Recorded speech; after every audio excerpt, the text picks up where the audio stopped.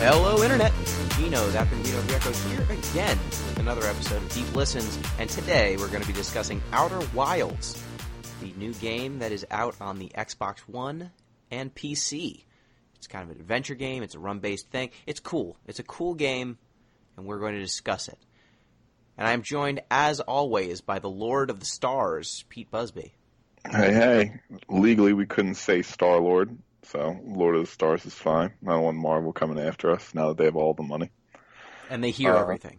It's but true. You just said it, so... Damn it. I'll fight Iron Man. I'm not scared of him. So I have a space-based, or I said space travel-based fun fact for this week's podcast.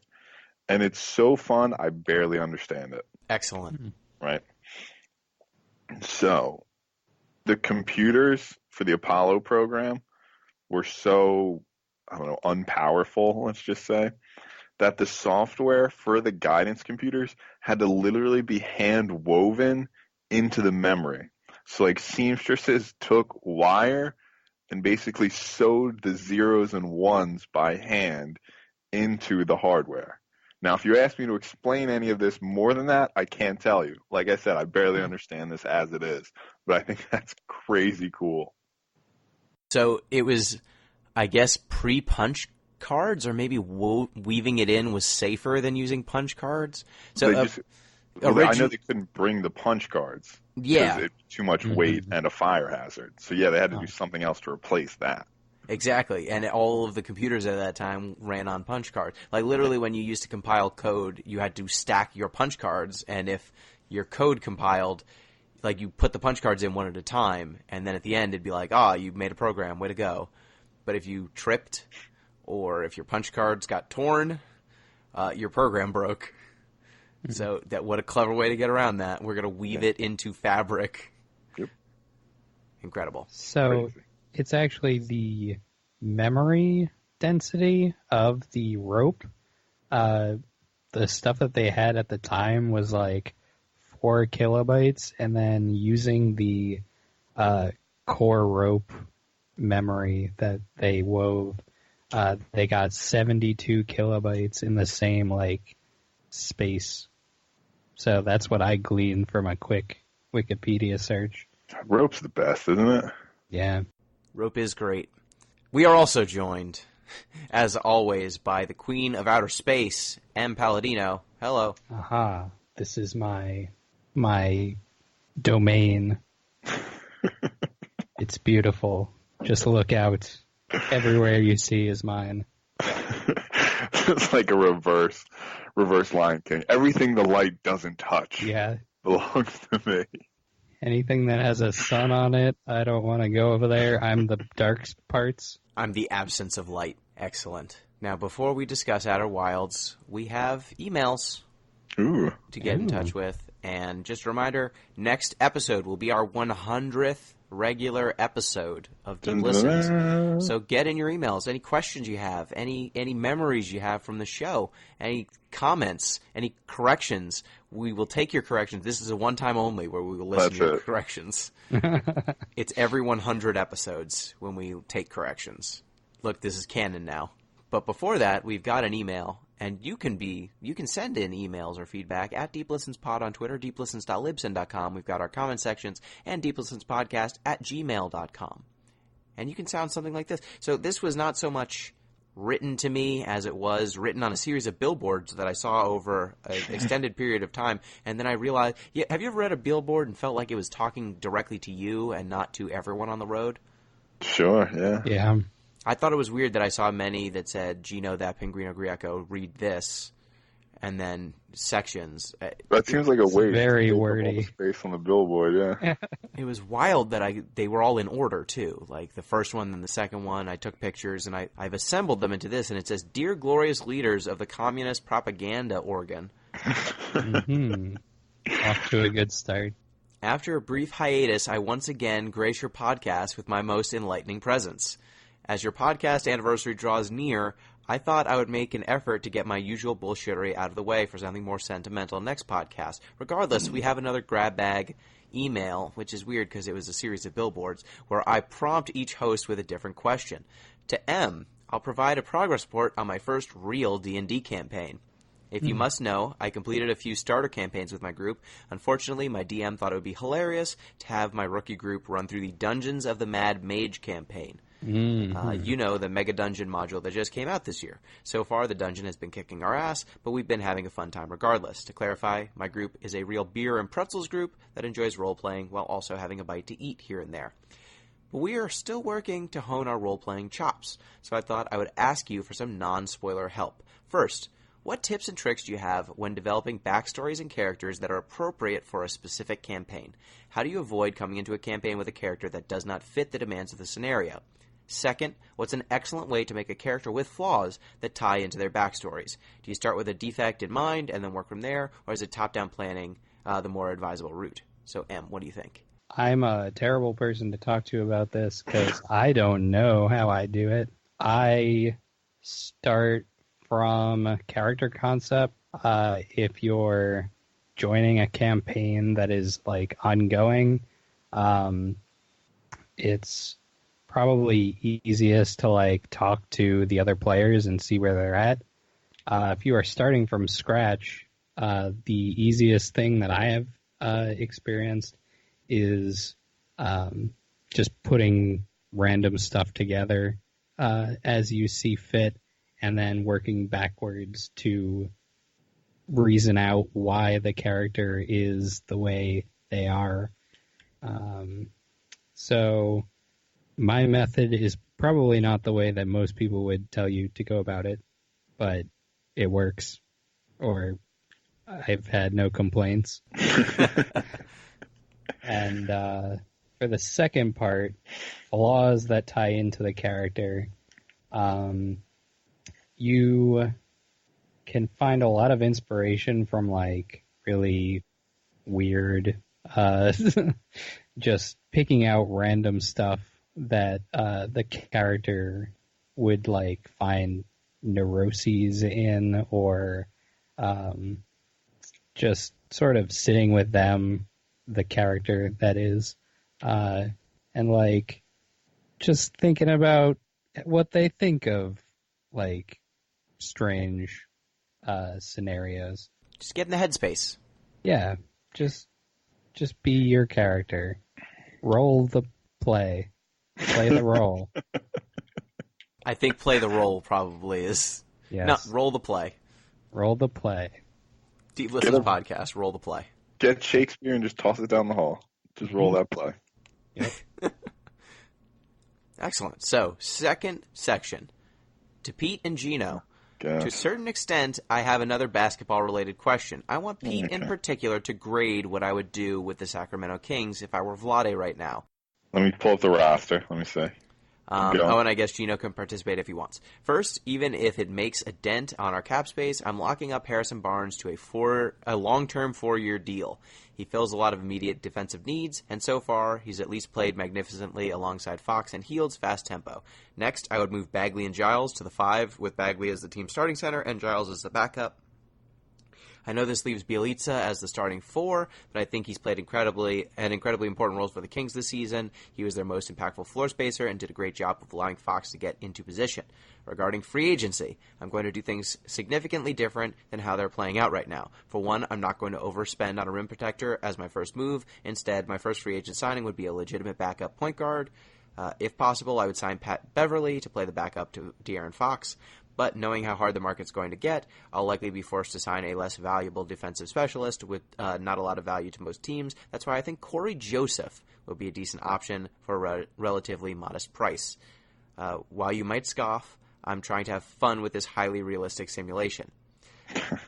Now, if you're wondering what I would do with Willie Cauley-Stein, I think it's almost a guarantee that another team offers him a contract. As a restricted free agent, his tag would jump to $14 million, and I do not think he's worth that amount of money. That's why I want to lock Bagley at the 5 with Giles as a backup, so that brings us to the situation on the 4. Here, the Kings have always lacked thickness. He spelled it Thickness, which I think is it's a type. Isn't thick Thic? See? Yeah. Yeah. Two That's a C's. shame. You hate to see it. That's why I think we splurge and offer Kenneth Faried a contract. He's a good rebounder that knows how to play in an up-tempo offense. If that pick doesn't work, then my next target is Bobby Portis, another big guy who can play fast. That means my starting roster for the Kings would be Fox, Hield, Barnes, random power forward free agent, or Bielitsa, and Bagley. My backups would be Pat Bev or Corey Joseph. So using a letter grade, what do you rank my GMing? How does it compare to the current rumor that Vlade wants to overpay for Vucevic and continue running Bagley at the 4? I don't like Bagley at center. I'm looking at his advanced stats now, and I realize in looking at them, I have no idea if they're good or bad. Excellent. So I'm just going to put that aside. But I don't think he wants to play center. I don't think he's a particularly good defensive center. So I'm skeptical about the Bagley at the 5. It would be an interesting move, but I'm not really crazy about it. I think if you wanted to do something like that, you need to bring in a 4 who can block some shots. And I like Bobby Portis, actually. I probably like Bobby Portis more than most people. I mean, he's vanquished more players than most. It's true. That's true. He's got a wicked right hand. So, that's a reference because he punched one of his teammates and broke his face. And everybody took his side. Like the guy doing the punching, everybody was like, yeah, no, he deserved it. Wow. Yeah. Nobody knows why, though. They traded the other guy. Yeah. Damn. But no, I do think, as much as I like Willie Cauley-Stein, I do think he's going to be getting more expensive than he's worth in the very near future. So I think ZP's right on that front. And the backup point guard, what do you think? Those seem fine? Yeah, I don't know. I'd probably give him a B-. Okay. I would say I like moving the center, like Giles and Bagley at center, because I don't think the Kings need to get good next year. I'd like them to grow. Sure. And I don't think if Bagley and Giles both are not going to extend out to 3, I don't think you can play both of them or them with a regular center. You need someone who can shoot. And that's why I don't mind Bielitsa being your 4 and then playing one of them at 5 all the time. Like, get them used to it. What's their pick this year? It's towards the back of the lottery, I think. Okay. But I think you can get by with those two.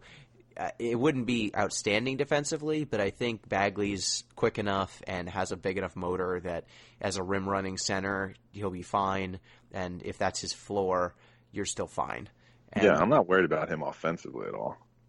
Yeah, and I think that they're mostly going to try to run the ball down people's throats, and signing Vucevic or something like that will actually make their defense worse than if they just had Giles or Bagley. Not the right call at all. So I would prefer just like give the young guys some run, grow naturally. Don't try to jump to the next tier because you're barely going to make the playoffs one way or the other if you're going to make the playoffs. So just sit tight. I don't mind the backup centers, backup point guards he was talking about. Both those guys are good. They are both steady hands. That's totally fine. That's what you need at a backup point guard. And then at the power forward, I hate the idea of signing Kenneth Faried to a long-term contract on this team. I hate it. Yeah, I mean, I liked him in college. I haven't liked him since. I don't even mind him as a power forward on a different style of team. He did pretty well in Rockets. He did, but he played 10, 15 minutes a game. Yeah, and he did what he did. He can't shoot threes. He's not a great defensive player because he's undersized, and he's his plus talent is rebounding, and the Kings are not lacking there. So I wouldn't spend a lot of money on him. I also like Bobby Portis, but I don't know. Do you bring a guy who punched a dude in the face onto your young team? Yeah, just don't bring the guy he punched, too. That's fair. I like Bobby Portis, as a player, so I wouldn't mind that. I just think Faried, there was a reason he was available off the literal scrap heap this year. Yes, there is. He was available on waivers. You don't need to pay for that guy. All right, so I would give ZP's grading a B, okay. And I would give Vlade's a C+. He's gonna trade for Vooch. It's a done deal. And finally, have you met Angel Higure and Hodful Boyfriend yet? He's a loving homage to Square Enix characters. I know about the Bleeding Heart Dove and his anime-ness, so I'm going to say yes. So thank you for your feedback, Anonymous Stalker, who has put all of these billboards up throughout the New York area. Thank you for your email, and please get some emails in, listeners, for the 100th episode. And now, without further ado, let's discuss Outer Wilds. Pete, where are the Outer Wilds? Space. All right, that's it. Thank you for the podcast. So there are a series of planets orbiting an unknown sun somewhere in the solar system. So there are, well, I guess we'll just start with the ones you can see immediately. There's Timber Wilds, Hollow. What's the Hollow? Brittle Hollow. Brittle Hollow, thank you. I was about to say Hollow Bastion. I know. Every single time I looked at that planet, I was like, Hollow Bastion. Fuck. Hollow Bastion. Yeah, no. There's Timber Wilds. There's Brittle Hollow. There's Dark Bramble. There's the twins, Ash Twin and Ember Twin. And then I think those are the main ones, right? There are some other sort of minor ones, other ones that come into play later, but those are the big ones. Yeah, there's a comet, the Interloper. Yes. And those are the main ones that you see on your map when you start the game. Mm-hmm. And the game kind of you're an astronaut, an alien, and an astronaut. Yes, in a very sort of slapdash, steampunky sort of NASA. Yes. And it is your first day doing space things. And you start out in front of a fireplace. You can roast marshmallows, and that's pretty great. Mm-hmm. And then you get flight codes and access to your ship. You can do some tutorializing in the base town. In the Zero G. Yeah, you learn Zero. Did you say unless you're a G? No, I said in the Zero G. Oh, okay. I thought you were saying unless you're a G, in which case you just fly away. Yeah, no, instructions are for nerds. And so you kind of get these codes, but when you're going to get the launch codes for your ship, you walk by an alien statue, because there's an ancient alien race that their relics and technology, most of your technology is based off of, a la every video game ever made. Mm-hmm. And as you're walking by one of these statues, this statue's eyes open up, and then it blasts you with beams. And from that moment on, every time you die, your memories kind of end up beamed into your character's skull, and you wake up at the beginning of the same day. Yes. Mm-hmm. With no knowledge of what's happening, why is that happening. And you're kind of stuck in a hellish loop from then on, exploring space and trying to figure out why you're stuck in this loop. I guess to start out, where did you go first when you first booted up Outer Wild? Like, what did you think of the world? What did you try early on? How'd you approach it? So I had the devil's own time at the beginning, at least, remembering to put on my spacesuit. I would go into space constantly, leave the ship, and just suffocate almost immediately. I've done that a few times. Yeah. But the first thing I tried to do was just sort of scope out Timber Wilds. I was like, all right, here I am. Let's see what's going on this bad boy. Yeah, and I think I checked out one or two locations on Timber Wilds first.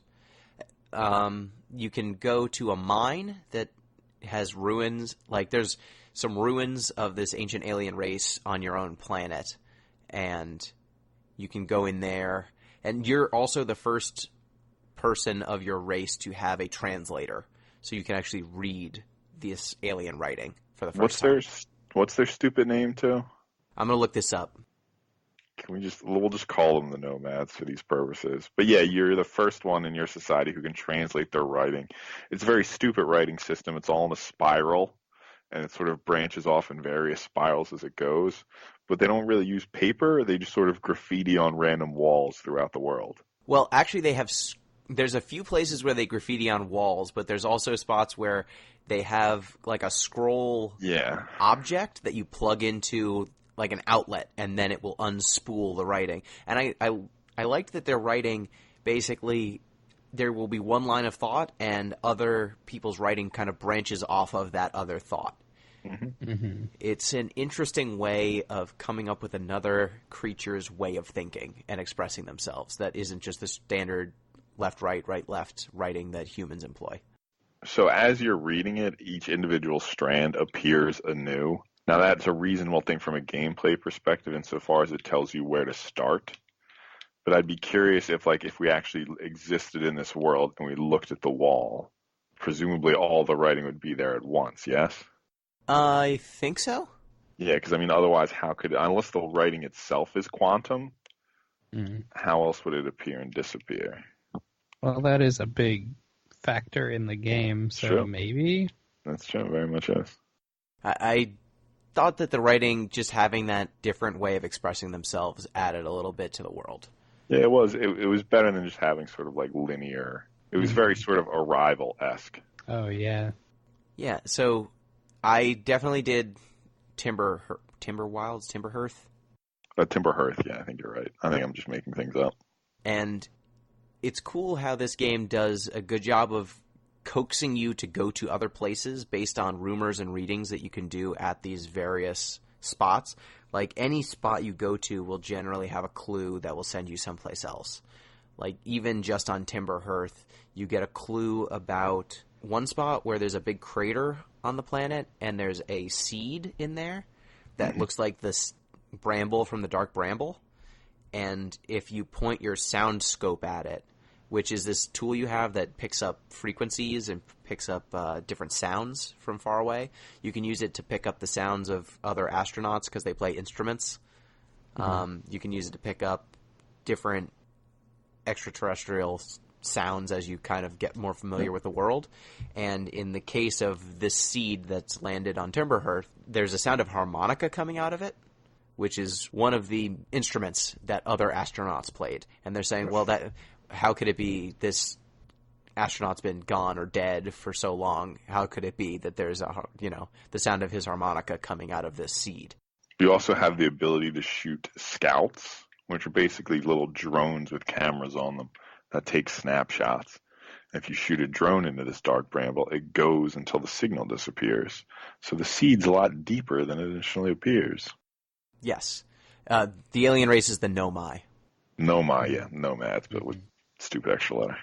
Yeah, so that one will kind of give you some information about Dark Bramble. I think the spot with the mines will tell you a little bit about something called the Ash Twin Project. And that one kind of inspires you to go to Ember Twin or Ash Twin. And you find in there some tablets that you can use in one of two ways. There's one tablet receptacle that when you put it there, it will cause like a pool of liquid to seemingly flow out of this pedestal that you put a tablet on, and it will kind of give you the ability to look around some other spot in the world until you walk out of the pool, and then you're back into your normal reality. And then there are other ones that are just kind of two tablets in front of a big wall, and when you insert a tablet into the empty slot, it will give you some information regarding kind of the spot you're in and the object you're kind of inquiring about. Yeah, it's past Nomai writing. Yep. I think, too, the first quantum stone you encounter is in the museum on Timberhearth, if I recall, correct? Yes, there's a stone, and they say, this stone's weird, we don't like it. It moves around when you don't look at it. It's ugly, and we hate it. It's creepy, and we don't like it. Yeah, the idea is if someone's not looking at it directly, it moves. So it's basically a Schrodinger's cat sort of situation, but instead of collapsing into a single state. Well, I guess, yeah, technically it's in all potential places at once, and whenever you look at it, it phases into one of those places, basically. Yes. And every time you look away from it, it will reposition it. It can reposition itself to any of the other possible places it can be, which is a cool design for an object. Yeah, it's interesting that they took this sort of microscopic phenomenon and just, a large part of the game is just asking, okay, what happens if we place this on a macro level? Which is interesting considering how, like, one of the largest problems in physics is asking, okay, how do we explain how these microscopic forces interact with these macroscopic ones?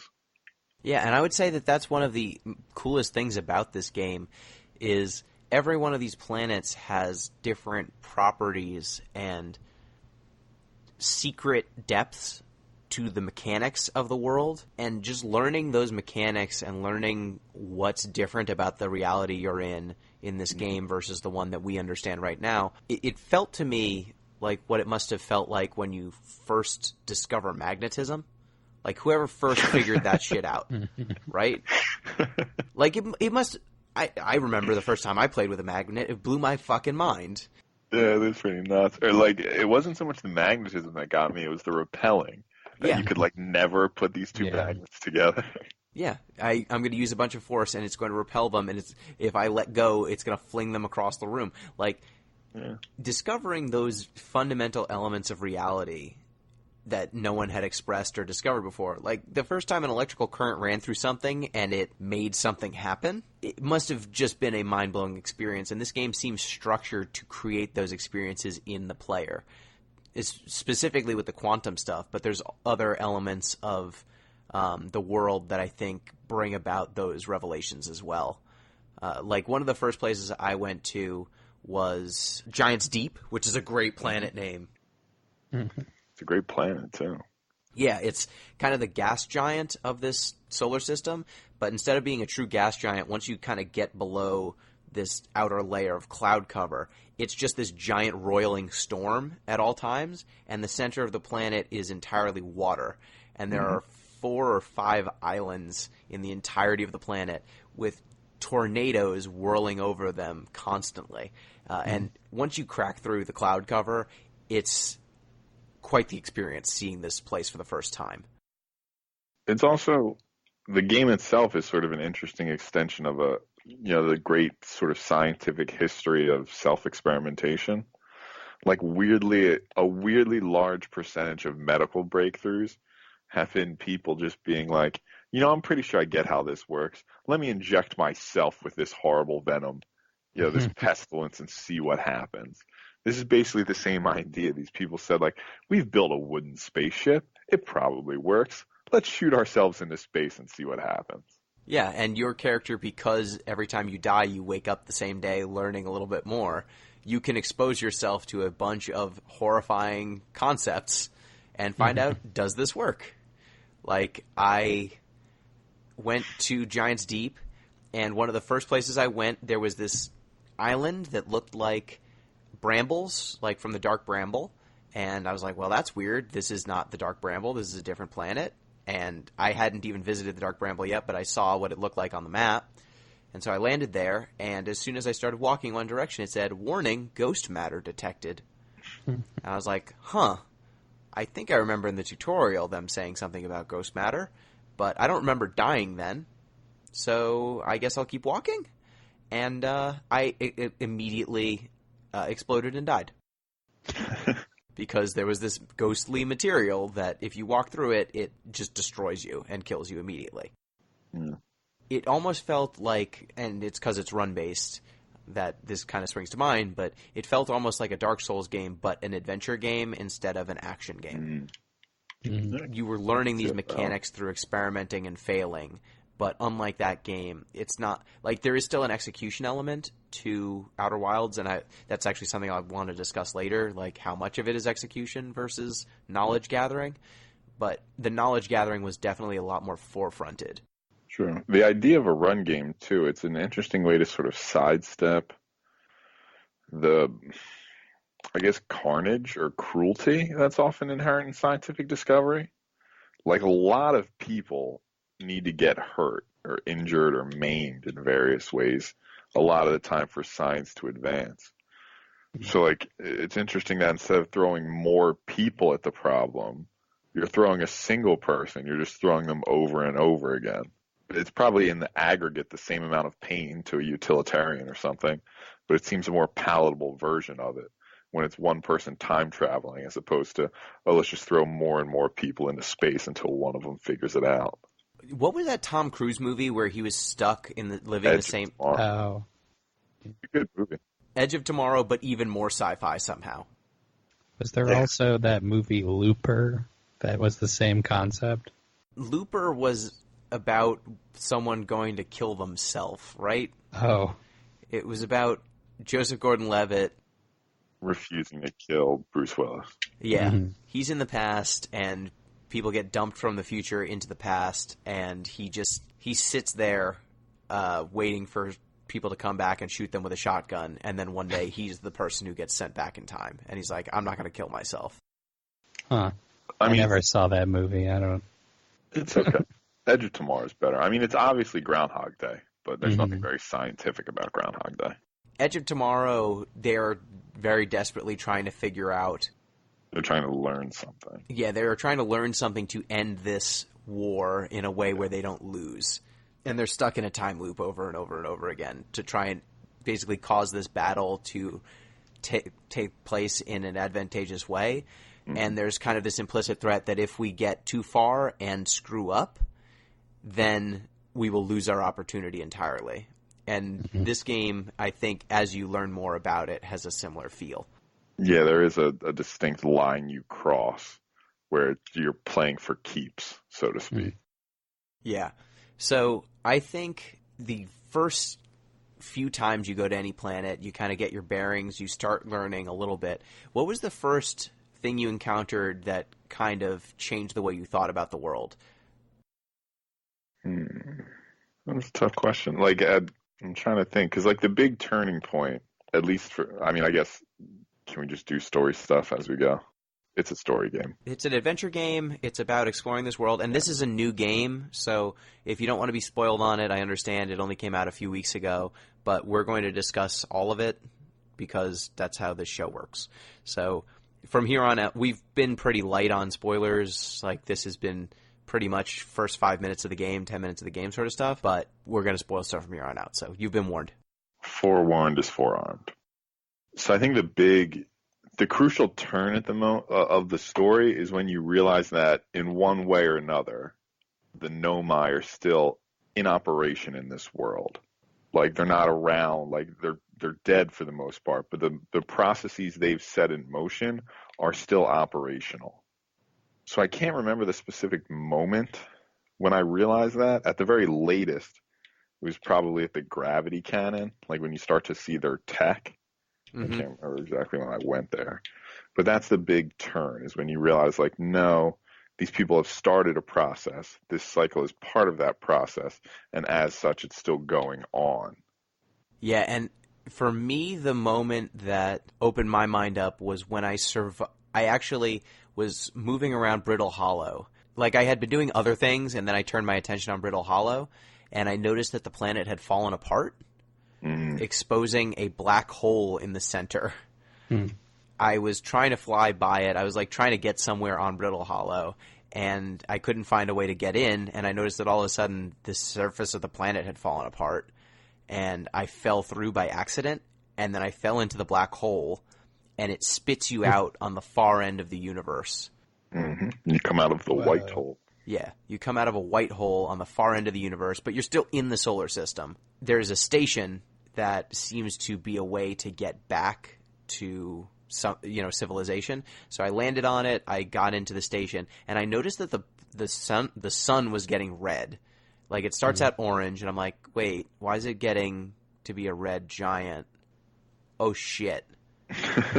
And all of a sudden the sun started contracting and like rippling, and I'm like, oh fuck, is this becoming a white dwarf? Is this gonna blow up? And I went about my business trying to get back to get back to something resembling civilization, and all of a sudden I see a bright white light explode from the center of the solar system. And I'm like, well, shit. What the what? From the beginning of the game, you can be in locations that do not have a clear view of the sun, and you can't tell that something odd is happening. To you, it looks like it's just a normal day. And after this 22-minute loop, and it's always 22 minutes, the sun will explode. You will get restarted, one way or another. And that was when I realized that I was in a loop that wasn't just because I was dying. It's because something about time is screwy. And each of the planets in this world takes advantage of that in some way.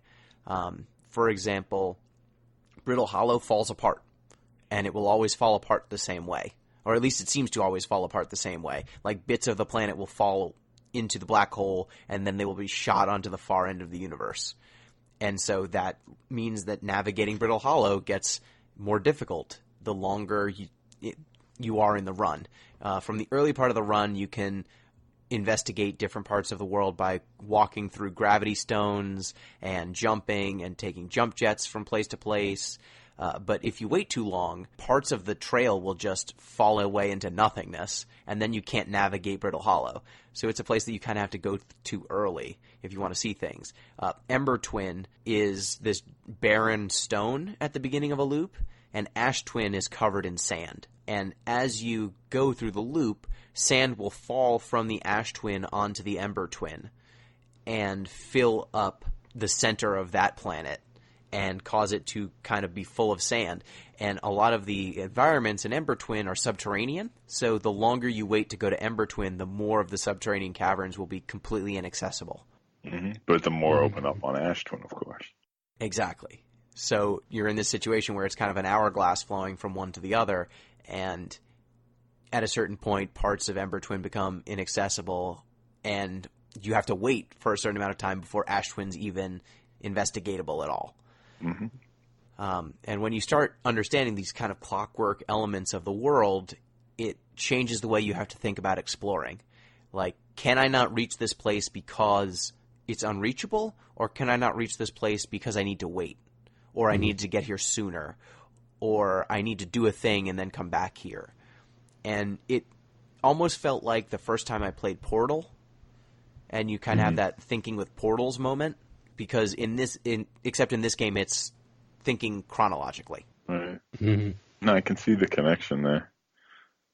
I mean, one of the things that annoyed me slightly about this, though, is, like, mechanically, there's a setting you can do such that the game won't run time while you're reading things, which I appreciated. Yeah, like, it'll pause while you're looking at Nomai text. But one of the things that annoyed me is there's no way to sort of speed up transit.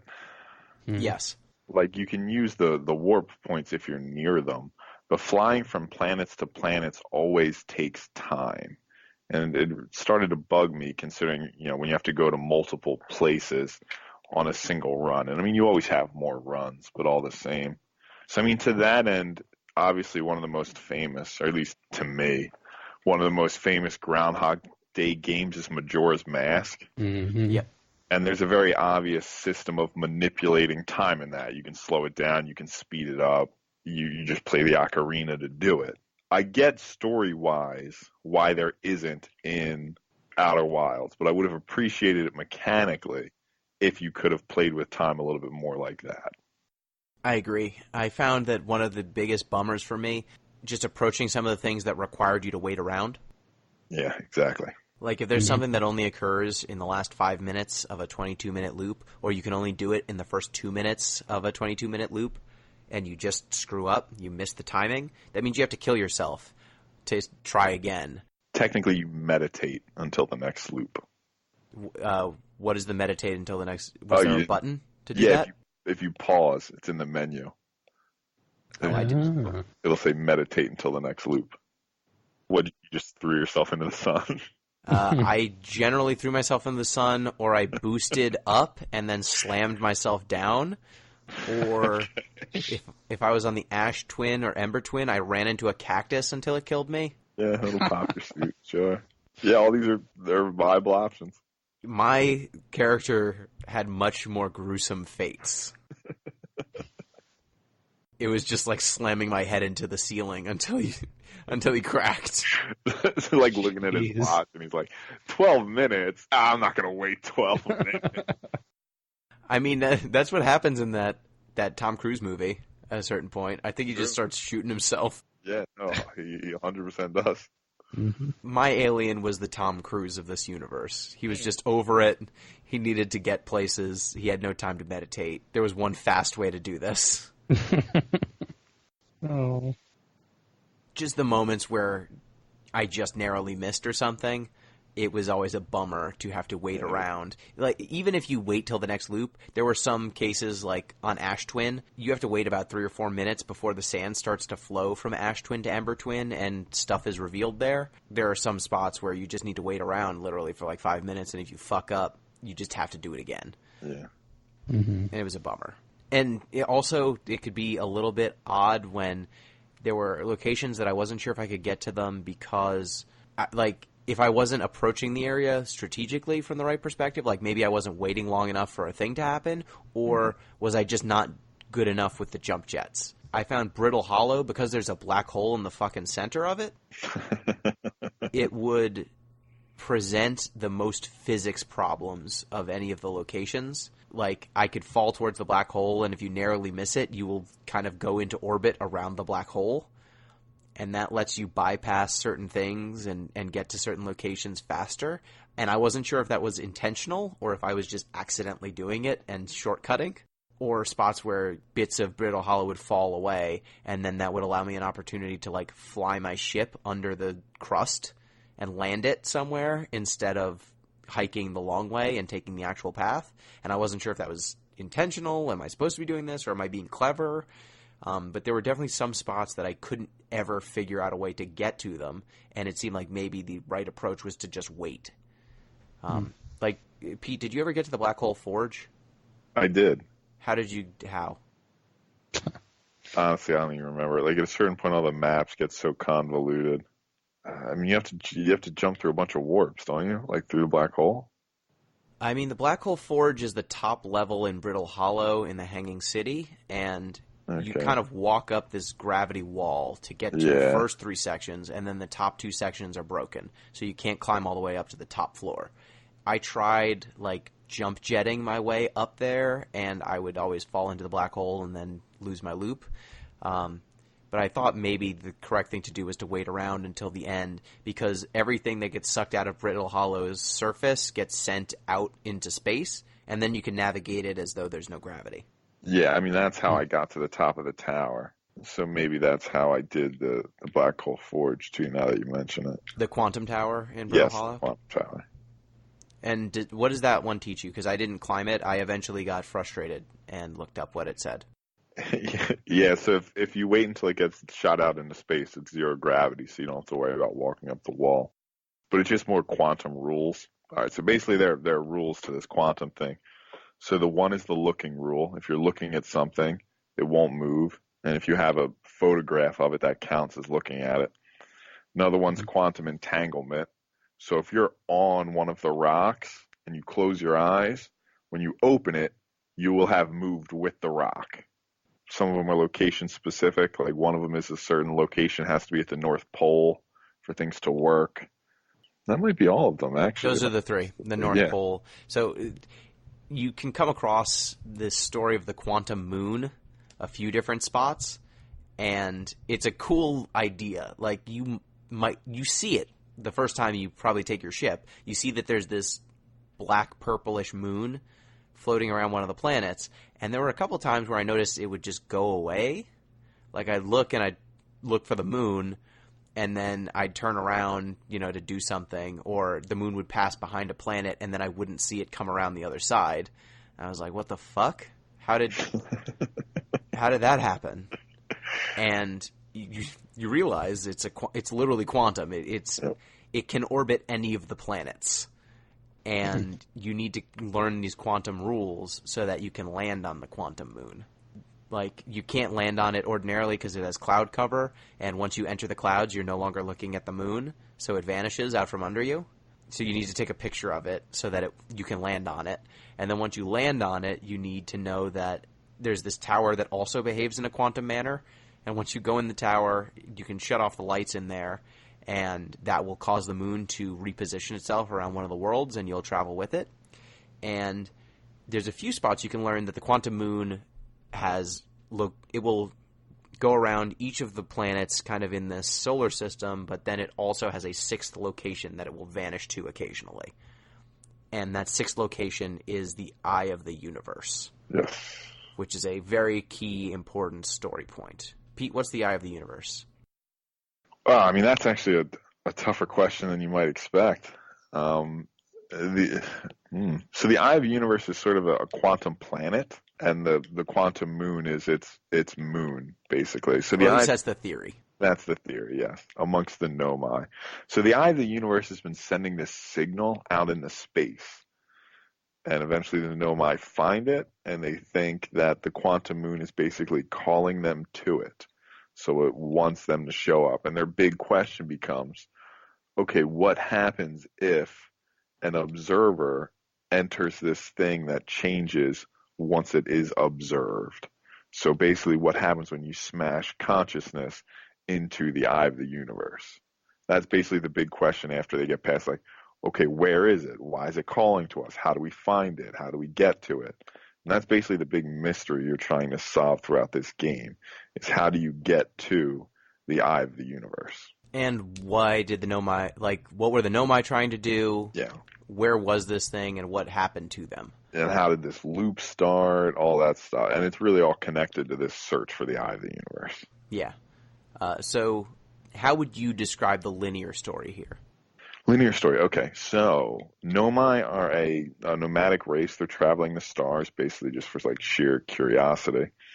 Eventually they run across this signal, this eye of the universe signal. So they go in search of it. They're trying to find it.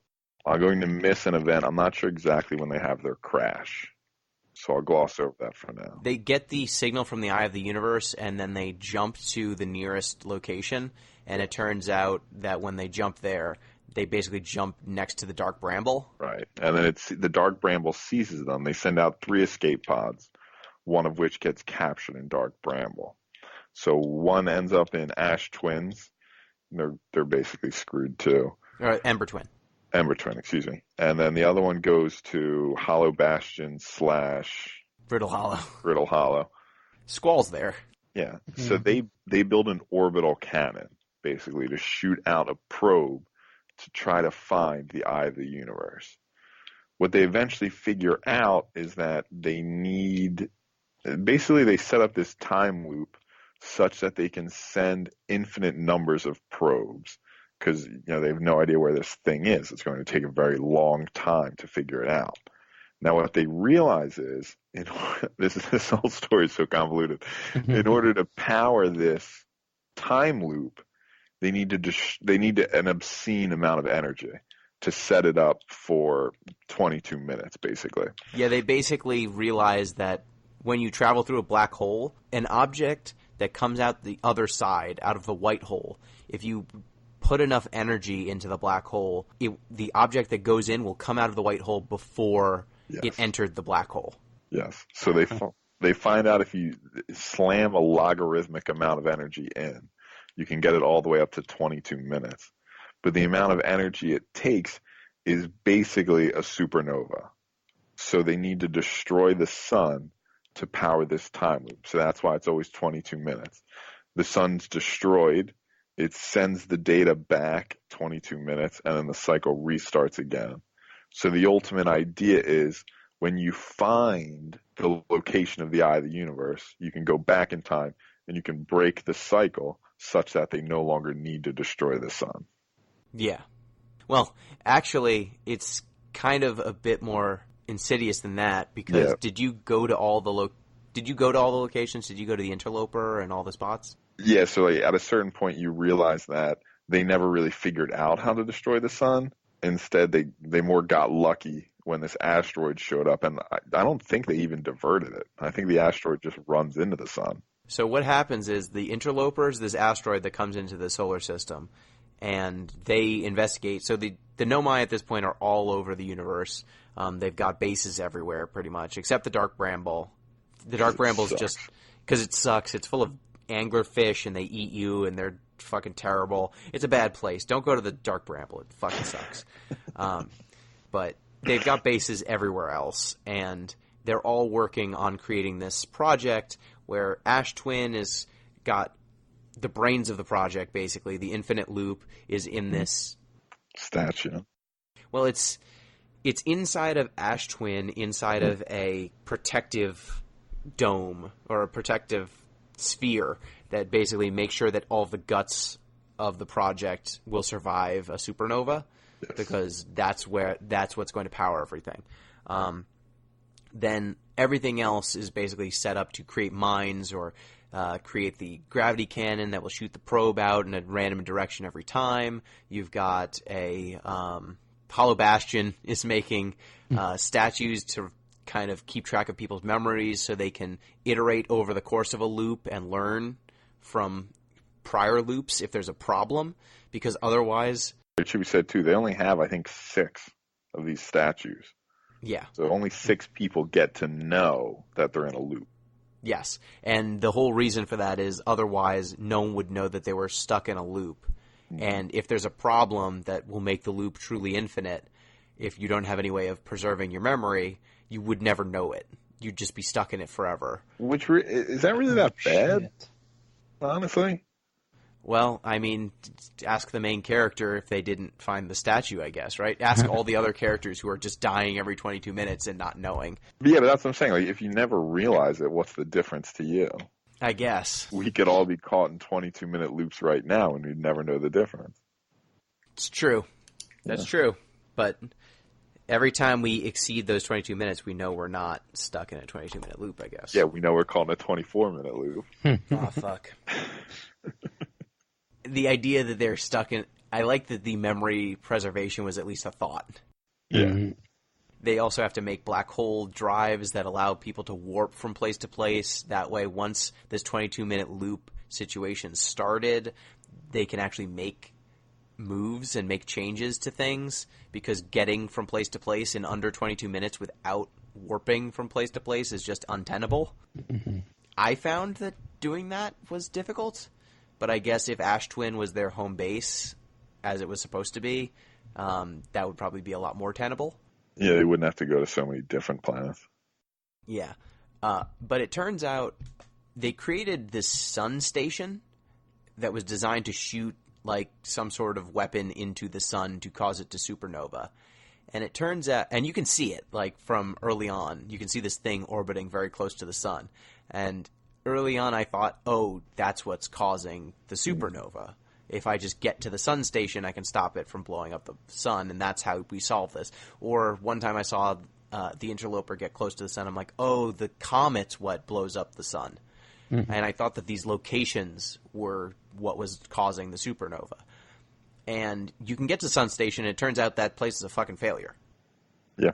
It was not capable of blowing up the sun. And it's a wreck when you get there. It's actively blown apart. The interloper also, if you go to the interloper, it has an oblong path around the sun, and when it's close to the sun, the ice will melt, and you can get inside of it, and when it's further away from the sun, it will freeze back over. And once you get into the core of the interloper, you can see that actually that's where ghost matter comes from. Mm-hmm. There's these giant ghost matter crystals that are trapped in the interloper that, when exposed to intense heat, would explode and cause ghost matter to basically go all over the universe, all over the solar system, and kill every living thing in it. So what happened to the Nobai was they were setting up this elaborate 22-minute loop. They couldn't figure out how to blow up the sun, so they couldn't get enough energy.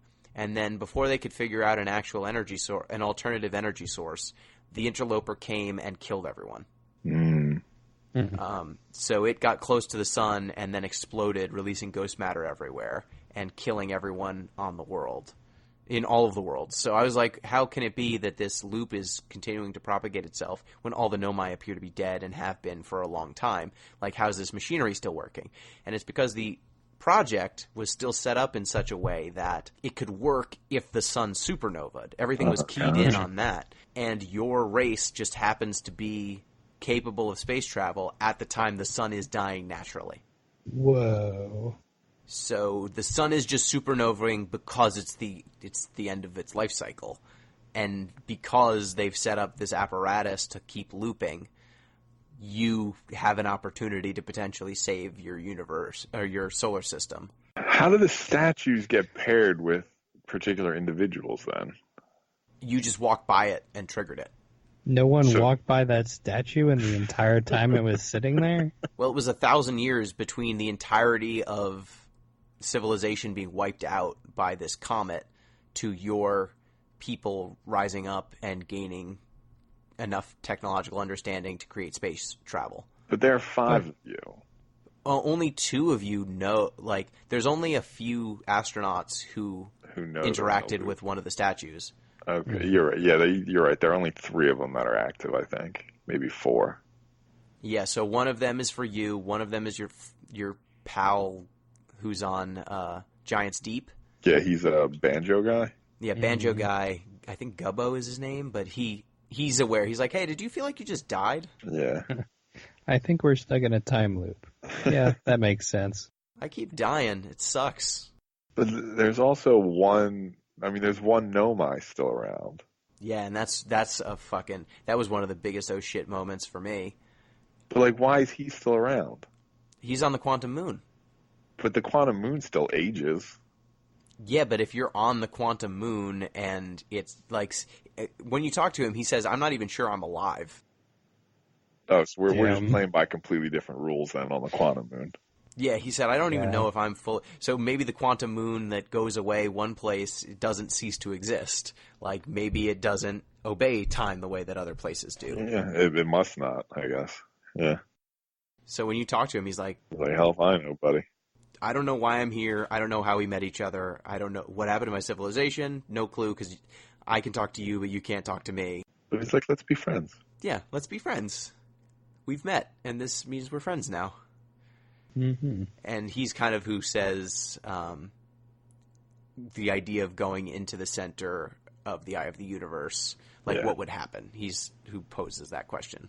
Yes, yes. But it was just a cool thing to realize that this loop is basically happening by happenstance. Mm-hmm. Mm-hmm. They set up this clockwork and then didn't survive to see it come to fruition. All the little vignettes where you find the Nomai when they were in the midst of whatever they were doing and just not surviving, I found pretty poignant. Mm-hmm. Like when you find them in the interloper, you find one in the center of the interloper, basically typing out, we need to warn everyone that there's this thing is full of some sort of energy that will doom us all. And it's like they send other people away to kind of give a warning. And you find their body like just outside of the room where the other one said, I will sacrifice myself to learn something.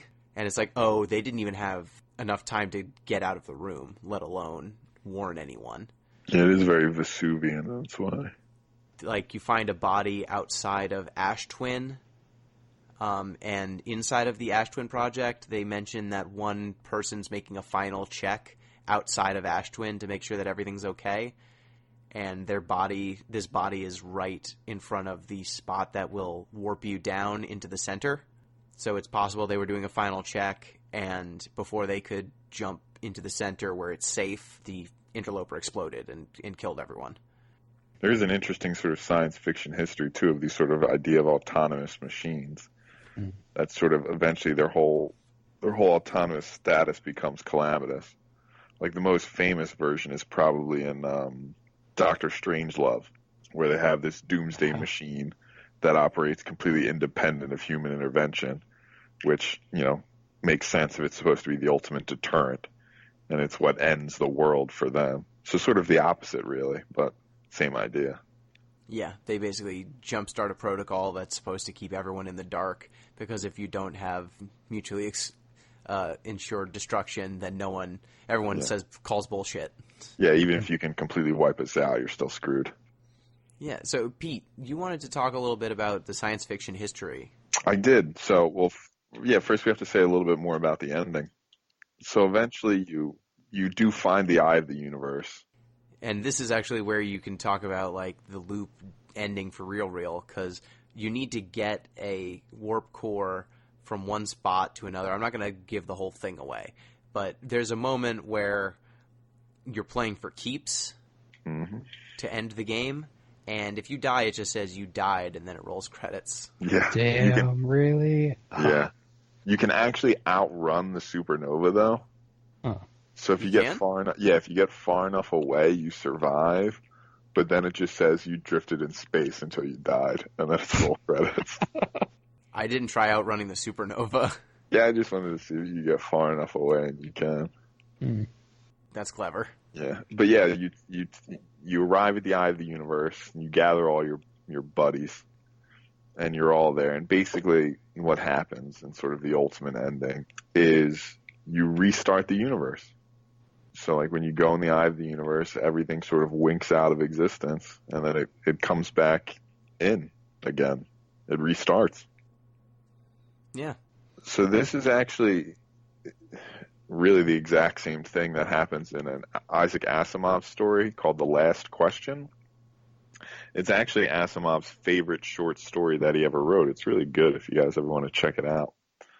But to spoil the ending for you now before you get the chance to check it out, it's basically the same thing happens. They build this supercomputer and they ask it every, few millennia how to reverse entropy, basically. And at the very end of the story, nothing else exists except for this computer, which is in hyperspace. It's outside of time. And it compiles all the data, and he comes up with the answer, but there's nobody to tell the answer to. So he's like, all right, I'll just prove it through demonstration. And the last line of the story is the computer saying, let there be light. And then there's light, right? It's great. I mean, that's why Asimov's Asimov, and the rest of us are just not. You know what I mean? Yeah. It was a great story. That's so good. I know. But my point here is these are part of a long sort of lineage of stories in science fiction. They're called Shaggy God stories. Sort of a play on the Shaggy Dog story, obviously. But it's basically they take these religious stories or religious allegories. They're basically, what if Noah's Ark was a real science fiction story? You know what I mean? So in this case, it's Genesis. What if we took Genesis and made it a science fiction story? So that's basically what's in operation here in Outer Wilds. It's sort of this long tradition of basically religion as science fiction. And sort of the ultimate story in that is entropy, because, it's the second law of thermodynamics. It's inviolate. So they ask, okay, well, what happens once we violate it? The game does a pretty good job of making what is a fairly small world with seemingly small consequences, considering you're stuck in a loop, feel biblical and otherworldly in a lot of ways, and in ways that other space games often do not. There's something, just flying around in space is not intrinsically awe-inspiring in the way that learning things about this world was for me. Mm-hmm.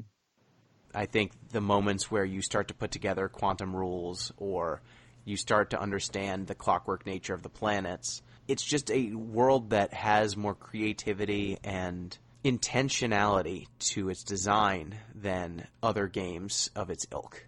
I agree. Honestly, one of the most intimate parts of the game, I think, is when the stars start winking out towards the end. Like, basically, you're walking through this forest, and they're like the galaxies, the universes are basically just like fireflies. They're just sort of floating around, and you see them winking out one by one, and it just gets sort of darker and darker as everything just sort of like, falls apart around you. It's really an incredible moment within the context of this massive universe-wide story that's played out, in this point at least, like a walk through the woods. Yeah, and the end of...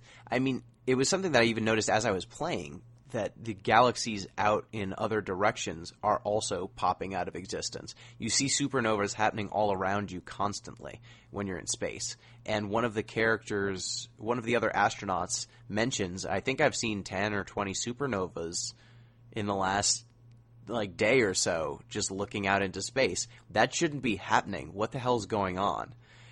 And it becomes clear that your planet, your solar system is popping out of existence, but this is a larger event. Something about the universe is broken. So eventually the universe will expand so much that you won't be able to maintain connections between stuff. I'm sure I'm butchering the astrophysics here. But this might be the moment where the expansion of the universe hits that critical moment where, things just rip themselves apart, basically. Now, there are alternate theories that eventually the universe will hit a cap, basically, and start to condense again. But again, I don't know anything enough about the physics to explain or adjudicate between these theories. Yeah, and it turns out that in this world, the trick is to go into a giant maw in space and play some jam music with your buds. Yeah, pretty much. In front of a fireplace, and that reignites the universe. Yeah. I did appreciate in the last moments, you find different instruments to pull the characters into this final scene, and some of it involves using quantum understanding again. Some of it's using tools in ways that you haven't necessarily in earlier parts of the game. But the moment when you try to pull in the Nomai character who you meet on the Quantum Moon, that was one of the most impactful for me, because you walk into this clearing, and all of the other characters who you find, you're familiar with their music because you've encountered them throughout the world. You've heard them on your signal scope. Banjo, drums, harmonica. But someone's playing piano? I was like, who the hell? There's no piano person. No one could carry a piano in their ship. There's no Piano Man. Piano Man out now. Who says we don't have ads in these shows? Yeah, shut up, Billy Joel. Rocket Man out now. Piano Man. You can catch Billy Joel at MSG whenever you want. They can't get rid of him. But the piano section, I wanted to beeline to there because I wasn't familiar with it. And you come to this clearing where there's a bunch of Nomai bones kind of in a circle around this stump in the woods. And if you look away from them, you'll then see one skeleton on the stump kind of pointing up at a star in the distance. And that's where the signal's coming from. It's like hundreds of thousands of kilometers away. And you can't jump there using your jetpack. And if you look away again and then look back, there'll be two Nomai skeletons, kind of one on top of the other, like on the shoulders. And look away again and there's 3, 4. And they keep climbing up, trying to reach for this star. The visual symbolism of all of these dead people kind of combining their efforts to reach for something that they will not be able to benefit from. It's a great symbol for your character kind of building upon their work. Very literally, standing atop the shoulder of giants.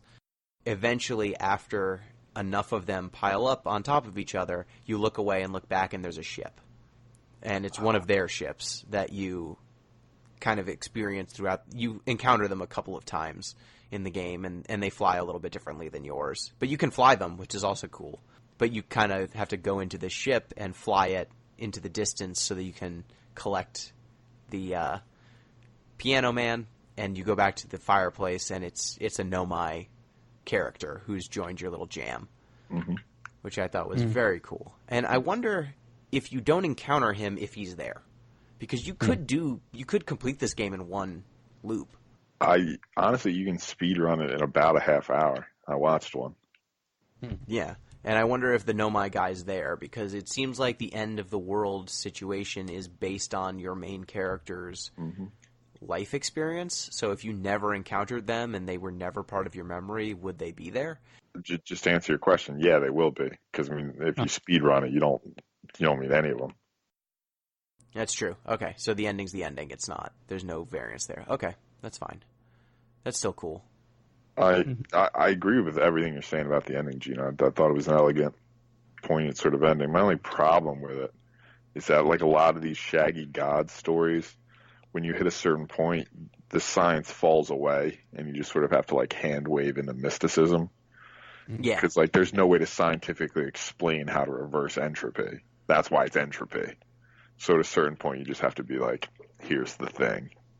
Yeah, and it's playing some sick jams. Yeah, which is fine. I mean, it fits into the story. It's just not, at a certain point, it becomes fantasy and not sci-fi.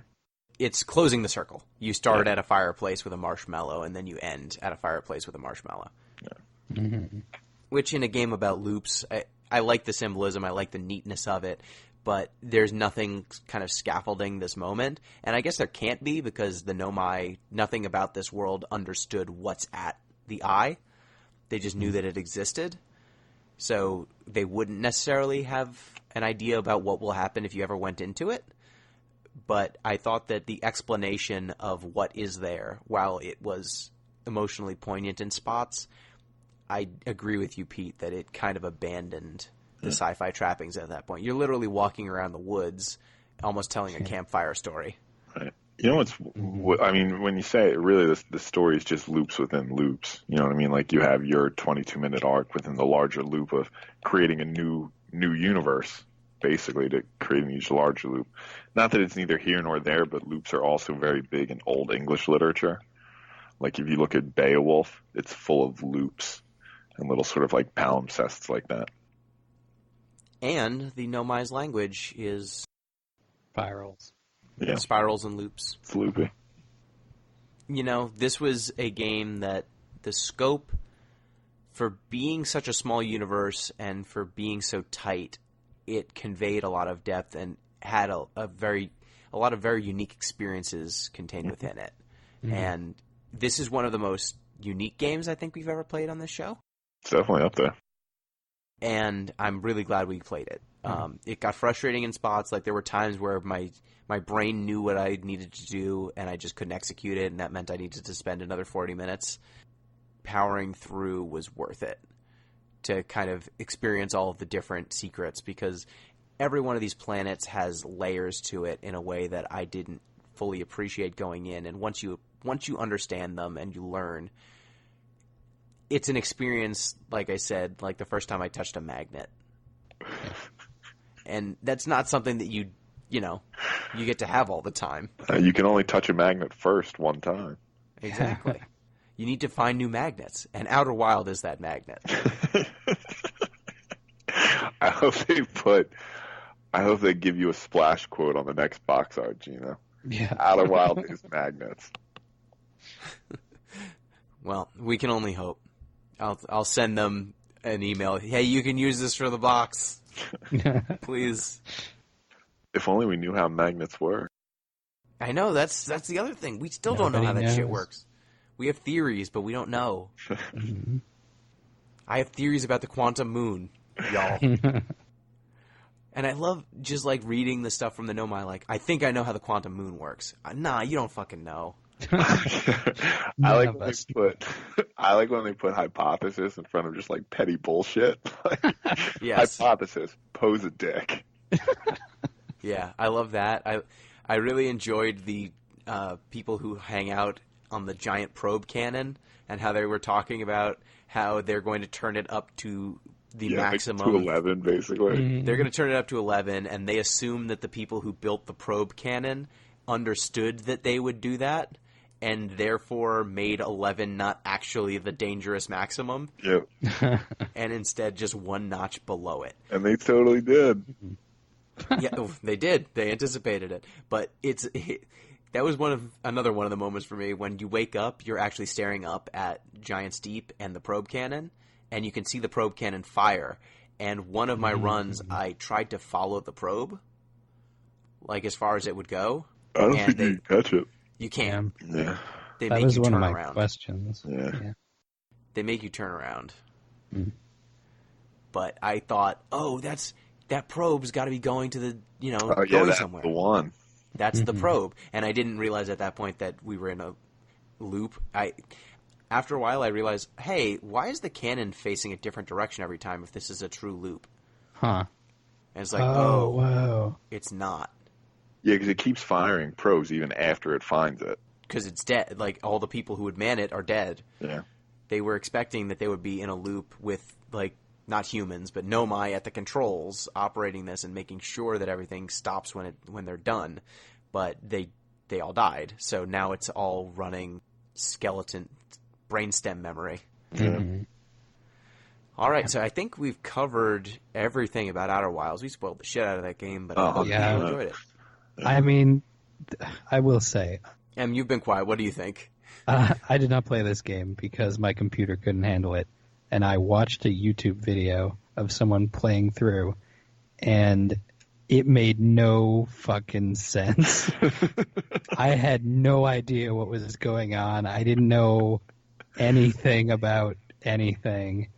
I don't think even the summary that we gave is, like, encapsulating enough.